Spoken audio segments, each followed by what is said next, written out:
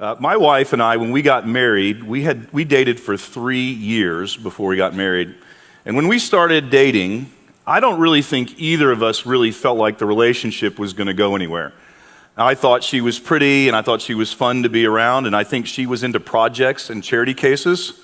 And so we started just spending time together and just sort of hanging out and enjoying each other's company. And then time just started passing, and before I knew it, we had been dating for about a year or so. And somewhere after about a year, I started to ask the question, where is this thing going? Like, how's this thing going to end up? I mean, and at some point in every dating relationship, if it goes a while, everybody asks some of the same questions. Is this the one? Should I marry her? Should we pursue that kind of relationship or not?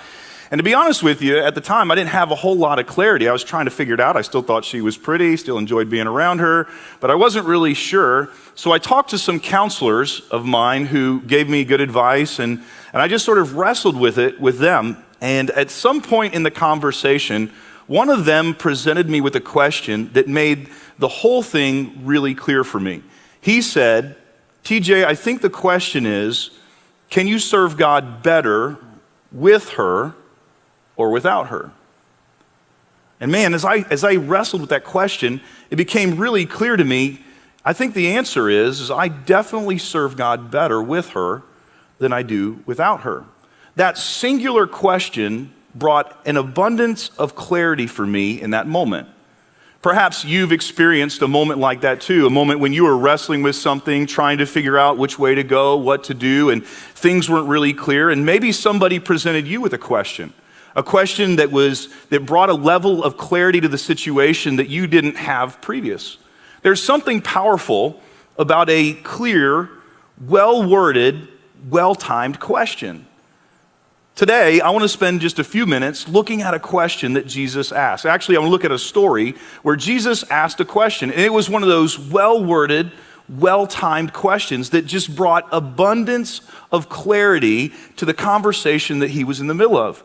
Now, the interesting thing is, it didn't just bring clarity to the people that were there that day. It actually can bring a level of clarity to your life too.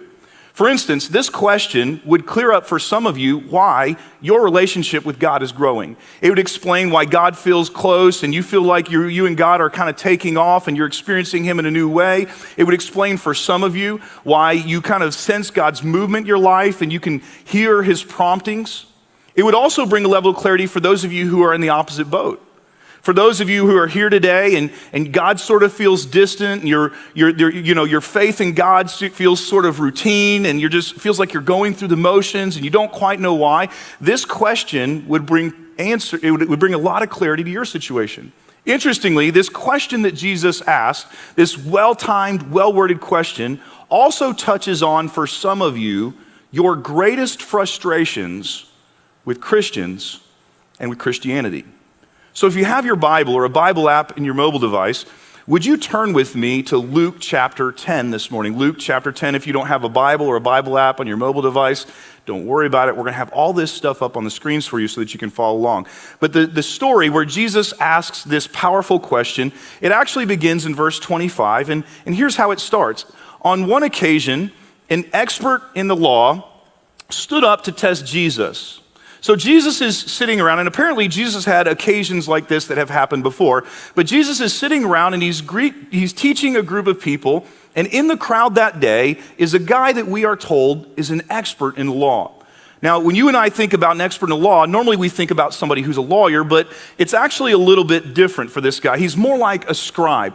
He is an expert on the first 5 books of our Bible: Genesis, Exodus, Leviticus, Numbers, and Deuteronomy. And the reason why he's called an expert in the law is because in those 5 books, God establishes some laws for the nation of Israel. He establishes some moral laws. He establishes some religious or ceremonial laws or some rules about how he wanted them to worship him.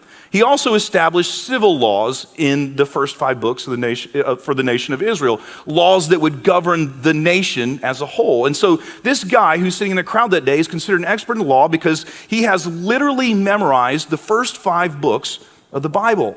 He knows them backwards and forwards. He spends hours a day poring over them, studying, wrestling with the implications of each individual law. And he's sitting in the crowd this day amongst a whole bunch of other people that are there to hear Jesus teach. Now, everybody else is there to learn, but this guy, his goal is the complete opposite. He's there because he wants to trip Jesus up. And I imagine as he sits there and Jesus teaches, he sort of works out the argument in his mind. He thinks to himself, man, okay, so I'm going to start out this way, and then if I go there, then Jesus, he might go here, and if he goes there, then here's how I'm going to respond. Or maybe he thinks, well, maybe Jesus could also say this, and if Jesus says this, then I'll say this, then he might say this. And he kind of works through the whole thing, every single scenario, until he reaches the place where he feels like his argument is airtight. And when he's ready to start the debate, he stands up to ask Jesus a question. Now this seems, the whole thing seems a little bit rude. But in Jesus' day, what would happen is that rabbis, when they would teach, they would sit down and everybody else around them would sit down as well. And it wasn't unusual for the rabbi to teach and someone have a question, and then they would stand up in the middle of the lecture and to ask the question. And when they stood up, it was actually considered to be a sign of respect. But this guy's intent is not respect. He wants to get into an intellectual chess match with Jesus where he can move Jesus into checkmate and discredit Jesus in front of the crowd that day. So he stands up to ask what really is a leading question. It's on the front end, it seems like a really great question, but this guy, he's not really interested in the answer to this question. He's just trying to start a pathway where he takes Jesus to somewhere else. So he asks Jesus, he says, look, what must I do to inherit eternal life? Again, it seems like a great question. As a pastor, it's a question I hope people ask an awful lot. It's one of my favorite questions to answer. But again, this guy, he's not interested in really this question. This isn't the question. This is sort of the question behind the question. This is the setup. And Jesus sees right through it. So in the next verse, he responds by saying, what is written in the law? How do you read it? Now you gotta admire Jesus' restraint here. At least I do. Because I'd be tempted to look back at the guy and go, look, can we quit the little charade you're trying to take me on here? You know, I know this isn't the real question. This isn't really what you want to know, that you're just trying to set me up here. Can we get to the thing that you really want to get to? But Jesus doesn't do that. He doesn't even really make a statement. He just looks back at the guy and asks two questions. Look, you're an expert in the law. You've read this stuff. You study it all the time. You've had people ask you that very question. So what do you think that it says? Now, in a moment, we're going to take a look at the lawyer's response. But there's some things you need to know about the lawyer's response. The lawyer responds by quoting a passage of scripture that every single Jewish boy and every single Jewish girl knew by heart. Every single one of them, this was a passage of scripture that was near and dear to them. And the reason why it was near and dear to them was because for the Jewish people, this was kind of the center of it all. If you were to take everything and sort of boil it down to one thing, for them, this was that one thing. This was, in their minds, this was God's priority. This was the thing that was most important to God. And this was the answer to the question, how do we make God happy? And so he gives that answer to Jesus. And literally every Jewish boy and girl knew it. They taught this to their kids when they were extremely young. As soon as they came out, every single Jewish boy and girl would say this verse at least one time a day. I mean, they put this stuff on t-shirts, they put it on mugs, they had it on pictures on the wall. I mean, this was the real deal. And so as the lawyer starts saying this, I imagine everybody in the crowd, some of them start saying it along with them. And here's how he responds. Love the Lord your God with all your heart and with all your soul and with all your strength and with all your mind.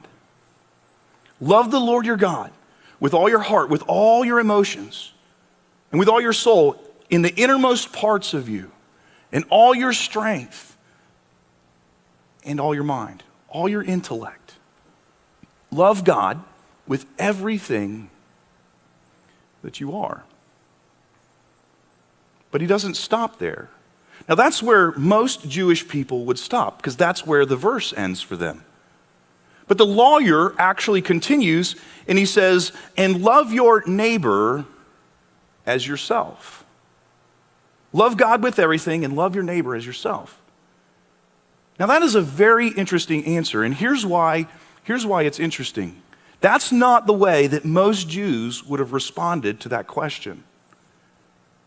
Not long prior to this conversation that Jesus is having in this very moment with this guy, he was in another setting and teaching and doing all kinds of stuff, and there was a guy that stood up to ask him a question. It wasn't the same question as the lawyer, but it was a good question. He says, look, what's the greatest commandment? He asked Jesus, said, look, there's all kinds of commands, and there's this raging debate about which one's the most important. So Jesus, just tell me, what's the most important commandment? And the way that Jesus responds to that question is he says this, love the Lord your God with all your heart, and with all your soul, and with all your strength, and with all your mind, and love your neighbor as yourself. You see, what the lawyer does here is he quotes Jesus to Jesus. And the reason why he does this is because the very first time that lawyer heard that question, or Jesus say that, there was this unsettling thing that started happening inside of him. There was something about what Jesus said that really bugged the lawyer.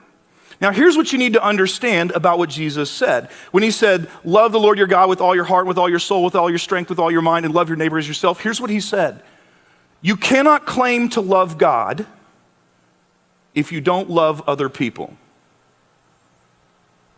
Doesn't matter what you say, doesn't matter what you think, if you don't love other people, if you don't care for other people, if you don't treat them well, you can't actually say that you love God. Because how you love other people, how you treat other people is an indication, it's an indicator, maybe even one of the leading indicators of if you actually love God at all. You see, Jesus, when he said this, he connected this vertical idea of relationship with God with this horizontal relationship where we relate to other people. And there was something about that was unsettling to the lawyer.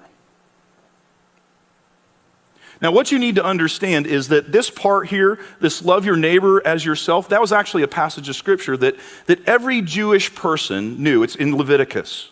They knew it by heart. It wasn't as primary as the first part to them, and it normally wasn't connected to the first part, but they knew it too. And most Jewish people, you want to know who they thought of as their neighbor? Other Jewish people. People that looked like them, people that talked like them, people that thought like them, people that worshiped like them. And in their minds, that's who a neighbor was. So Jesus responds to this guy, and he says, you have answered correctly. Do this, and you will live. Now, I have to imagine that this was a satisfying moment for Jesus. For as long as Jesus has been doing his public ministry, he's been misrepresented and misunderstood, and he's been dogged out, and there probably isn't a single question that he's asked up to this point where anybody has ever gotten the right answer. So I'm thinking probably for Jesus, this was a deeply satisfying moment. And when he went, yes, that's it. Do that. Now the lawyer, he's not ready to let the conversation go away because again, he still hasn't really gotten to the thing that he wants to get to. So in the next verse we read, but he wanted to justify himself, he being the lawyer, so he asked Jesus, and who is my neighbor? Finally, we get to the thing that really the lawyer's been trying to get to the whole time. The lawyer wants to define terms with Jesus. He wants to go, okay, Jesus, here's what I need to do then. I mean, if this is what you're saying, and I heard you when you said that first time, and I just told you what you said, and you seem pretty pleased with that. So, who's my neighbor? I want to know who the neighbors are, and I want to know who the non-neighbors are. In other words, what he's saying to Jesus is, hey, Jesus, what's the bare minimum requirement here? Like, what's the least that I have to do to get this right? You know what? I'm not really interested in going overboard on this whole neighbor-loving thing, Jesus. What's the least amount of loving my neighbor that I have to do? And then Jesus decides to answer this question by telling one of the most widely known stories in all of the Bible. You can travel around our globe and talk to people who've never read a Bible, don't know really anything about Christianity, but they know this story, and we reference it all the time. So in verse 30, Jesus goes, all right, I'll tell you who your neighbor is. A man was going down from Jerusalem to Jericho. And I imagine at this point in time, the lawyer goes, time out, Jesus. Would you just answer the question? Like, I'm so sick of this. Like, you just tell stories and we don't even know what you're talking about, man. And none of it makes sense. Would you just answer the question directly? And Jesus goes, look, I'm giving you an answer. A man was going down from Jerusalem to Jericho when he was attacked by robbers. Now, scholars aren't really sure if what Jesus does here is he tells a parable, a story that he made up, or he recounts an incident that actually happened. But immediately his audience can connect with the details of the story. He tells a story about a man walking from Jerusalem to Jericho. This was a very commonly traveled, well-known road in their days. It was 17 miles long. It was very steep. It would wind quite a bit, and it got narrow, and it was rocky. It was very dangerous. And on top of that, it was a place that was known to be a place where robbers and bandits would hang out and attack people. So as soon as Jesus tells about the road and said there's this guy traveling down and it got robbed, they went, yes, of course, yeah, that happens all the time. Yeah. His story continues and he says, they stripped him of his clothes, which seems like a very strange piece of information to add to the story. But in Jesus' day, clothes were valuable. Most people only had one change of clothes. And so if you were going to steal something of value, oftentimes you take a person's clothes. This was their valuables. So Jesus says he got robbed, and they took his valuables, and they beat him, and they went away, leaving him half dead. So you have this guy who's traveling from Jerusalem to Jericho, and by the way, that's an indication that he was a Jewish man. Jerusalem is sort of the Mecca for Jews, and if he's coming from Jerusalem down to Jericho, he was probably a Jewish man. He got attacked, they took everything of value, and they left him there to die. Now, it's at this place in the story where Jesus' story starts to heat up a little bit. A priest happened to be going down the same road, and when he saw the man, he passed by on the other side. So too, a Levite, when he came to the place and saw him, passed by on the other side. So essentially, Jesus says, okay, there's this priest and there's this Levite, which gets really, really confusing. Just think about it in terms of pastor and associate pastor. They're walking down the road from Jerusalem to Jericho, which means that they probably had just come from church, or the first century equivalent of what we would call church. And they're going back maybe home or maybe to the next ministry engagement. But as they walk by, they see the guy, and they walk around as far as they possibly can. Now, this part of the story is not the most shocking part of the story for the people who Jesus was telling the story to, but I have to be honest, for me, this is probably the most shocking part of the story. I mean, here we have the equivalent of two pastors that see somebody in need, and they don't even stop to check on the guy. I mean, that's pretty hard to fathom, isn't it? I don't know anybody, Christian or not, in our world that I generally associate with, or maybe even don't associate with, that would see somebody in this man's condition lying on the side of the road and just do nothing. Most people would at least call 911. But these religious guys, man, they just walk around and keep going. And I thought, man, what was going on in their head? You know, what would have to happen in here for some people, religious people, to see that and do nothing? Maybe what they thought is, you know, I'm just exhausted. I am bone weary, tired right now. I've got no gas in the tank. Maybe they just came from this week-long intensive ministry thing where it was burning the candle at both ends, and they got to this guy and they just thought, I just don't have anything left to give. And I'm sure there's somebody that's going to come behind me that can help. I'm sure somebody else will take care of it. Or maybe they just thought, man, I'd help, but I'm just too busy. I'm here and I'm going there and I just don't have time. And somebody's going to come by right after me, I'm pretty sure. So maybe I don't have to worry about it.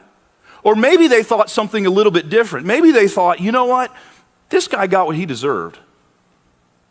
I mean, he knows this is everybody knows this is a dangerous road, and everybody knows you don't go down this road by yourself. Come on, man. Look, I'm pretty sure he got great advice. So plenty of people probably gave him wisdom before he left, and he took good wisdom and he threw it out the door, and he's getting what he deserves. And if I step in, well, he's going to miss the lesson he needs to learn, and the only way for him to learn it is just to stay in his pain.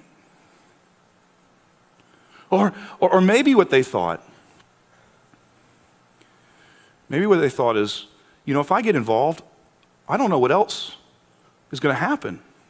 If I get involved, I don't know how this thing's going to end.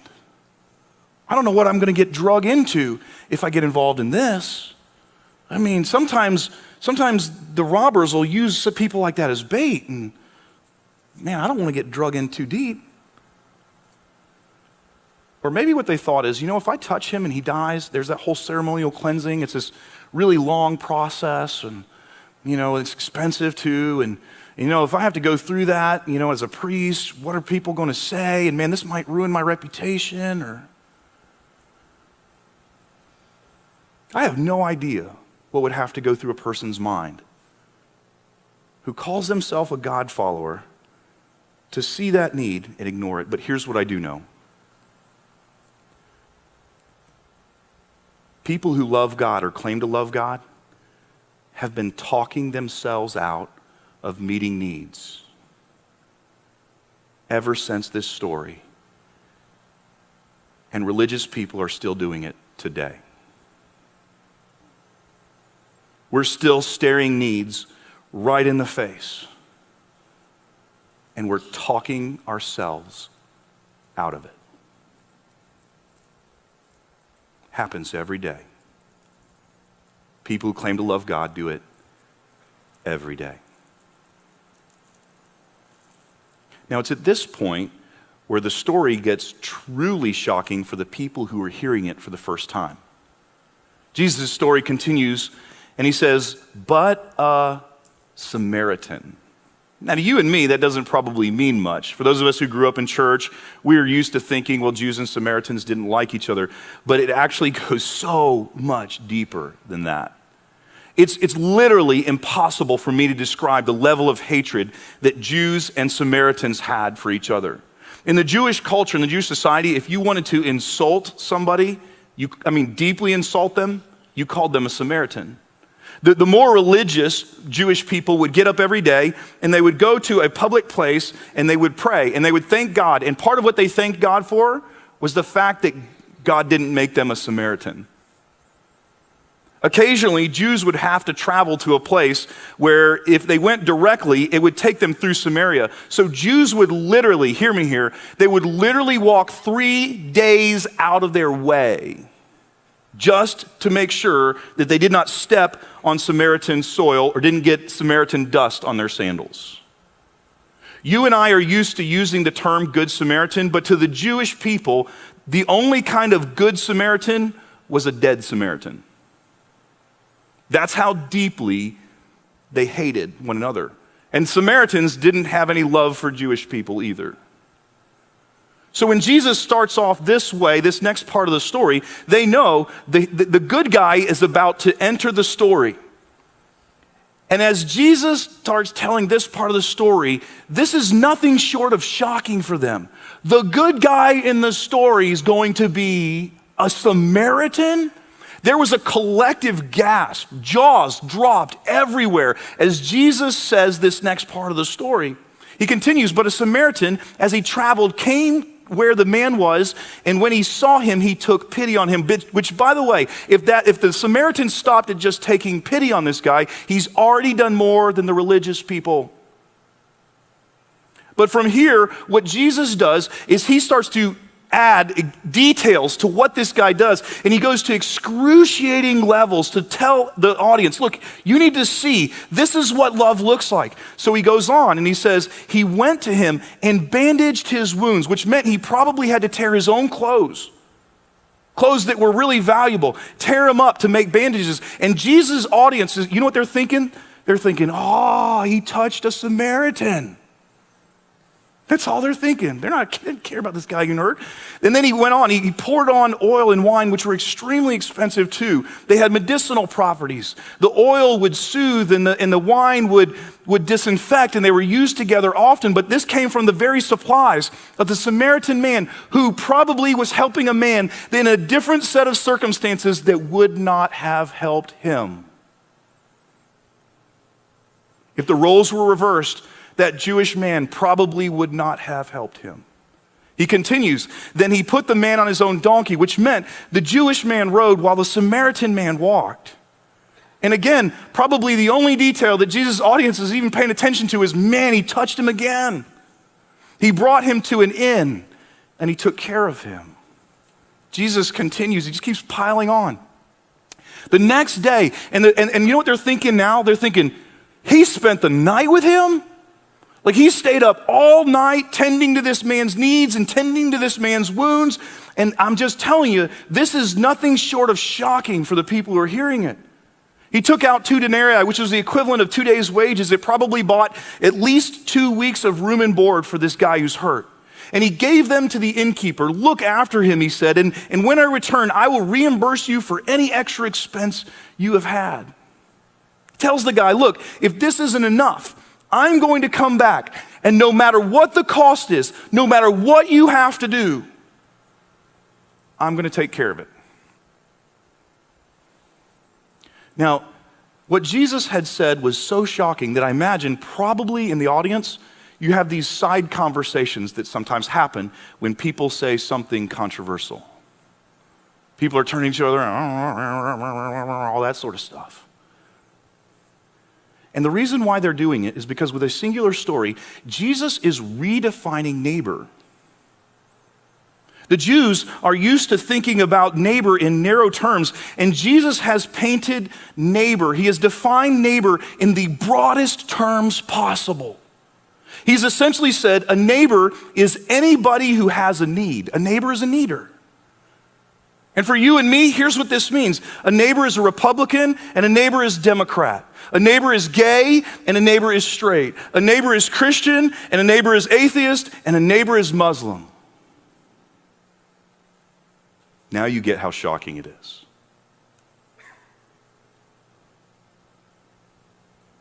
Jesus completely redefines neighbor for these people. And while they're sitting there reeling, Jesus delivers the knockout punch. And he does it with one amazing question.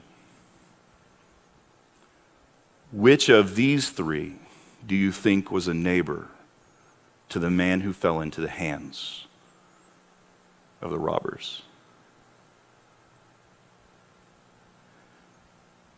I imagine Jesus did this with a certain degree of flair and dramatics. Like, I think he asked it. He said, which of these 3 do you think was a neighbor to the man who fell into the hands of robbers?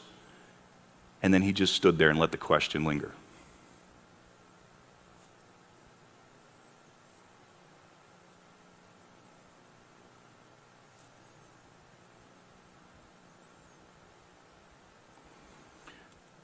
And I bet he waited until it became uncomfortable.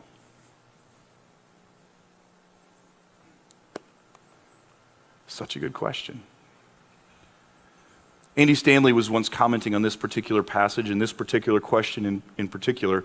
And here's what he says is really the question behind the question. Which of these 3 loved the Lord his God with all his heart, soul, strength, and mind by loving a stranger as himself? Such a good question. And I bet the lawyer stood there for the longest time. Because this is one of those just annoying questions, isn't it? Because we all know the answer. And the answer has implications, doesn't it? For some of us, very costly implications.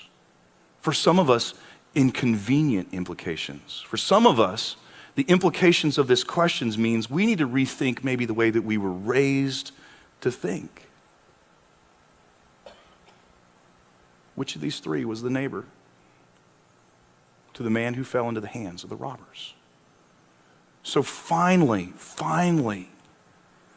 the lawyer, and I think he does this through gritted teeth, but he responds to Jesus' question, and here's what he says: the one who had mercy on him. He can't even bring himself to say the word Samaritan.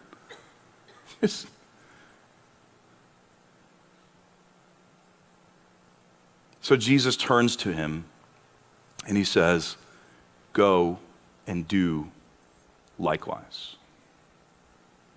If there ever was a mic drop moment in the Bible, I feel like this was it. I feel like Jesus should have been like, ka-ding, and just walked off.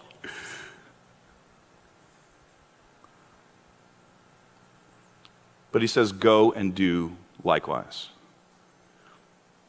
It's with that in mind that 1 week from today, we're going to do something we've never done before as a church. We're going to do something called Surf Sunday. What we're going to do is there'll be one service at 10:30. We're going to have an abbreviated service, and then after the service is over, we're all going to break out and we're going to go and do likewise. We're going to take Jesus' command here seriously. We're going to go and practice what we preach. We're going to get to this place as a church family where we go, we're done talking about it. We're just going to do this stuff now. We're not going to do another Bible study. We don't need more information. We're just going to go and we're going to do likewise. There will be about 20 different serve teams that will be available with different projects, different people leading them. And here's what I really would like you to do. I would like you to sign up for one of them. There are two very easy ways to sign up. You can go to crossway.news, and when you go to crossway.news, you'll see a picture or a screen that looks like this. Find the Surf Sunday tab and just click on it. When you click on that Surf Sunday tab, what you'll see is this, a little drop down, and there's some more information about what we're doing, and it says Find a Project. Just click on Find a Project.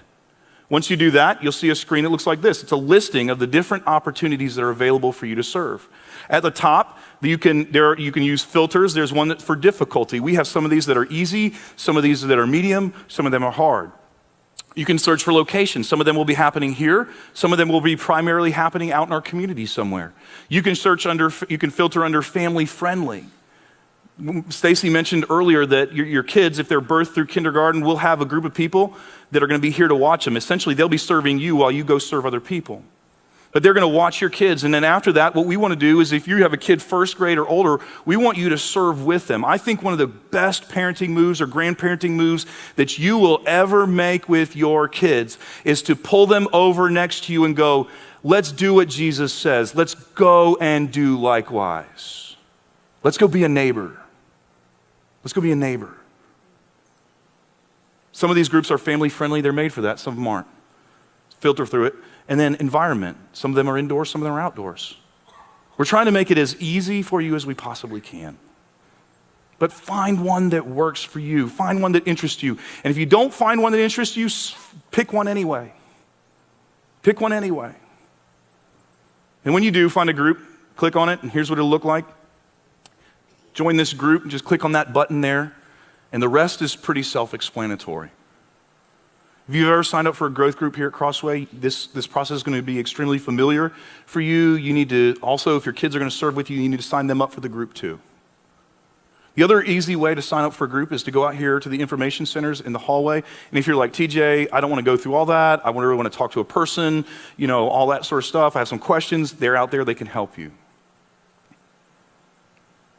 Can I tell you what I think is going to happen?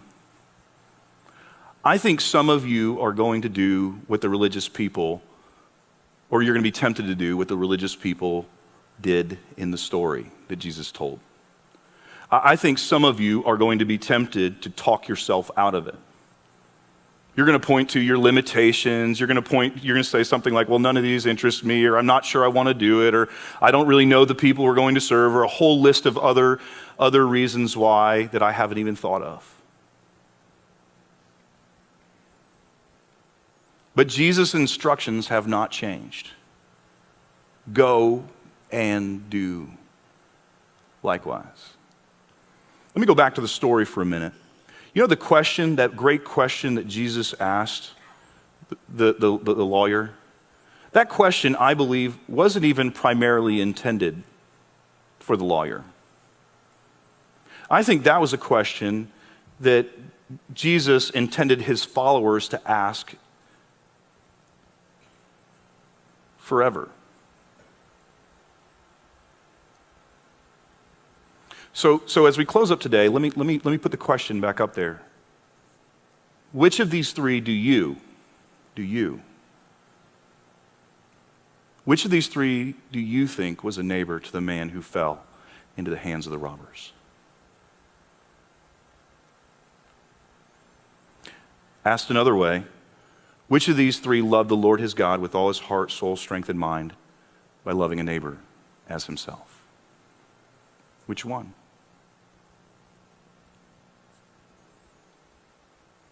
And once you've figured out the answer, go and do likewise. Better yet, let's do it together. Sign up for a serve team. And together, we'll go and do likewise.